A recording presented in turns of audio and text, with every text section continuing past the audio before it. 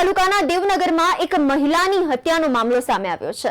આ મામલાને લઈને ડીવાયએસપી વિમલ બાજપાઈ દ્વારા નિવેદન આપવામાં આવ્યું છે, જેમાં એમણે જણાવ્યું હતું કે વિઠ્ઠલપુરા તાબે દેવનગરમાં ખેતરની ઓરડીમાં રહેતા જ્યોતિકાબેન રાજુ ઠાકોર નામની મહિલાનો મૃતદેહ મળી આવ્યો હતો। મૃતક મહિલાની બેન દ્વારા પોલીસને જાણ કરવામાં આવી હતી। મૃતક મહિલા ઉપર એના પતિ વહેમ રાખતા હોય એમ વહેમના કારણે એના પતિ એ જ હત્યા કરી હોવાનું અનુમાન સામે આવ્યું છે।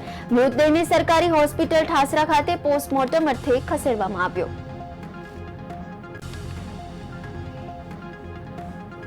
ઠાસરા તાલુકાના વિઠ્ઠલપુરા ગામના દેવનગર ફળિયાની અંદર આવેલા લાલાભાઈ અરવિંદભાઈ પટેલના ખેતરમાં જે કુવા પર ઓરડીઓ છે તેમાં રહેનારા જ્યોતિકાબેન સોમાભાઈ ઠાકોર નાઓની લાશ એમની ઓરડીમાં મળી આવેલી।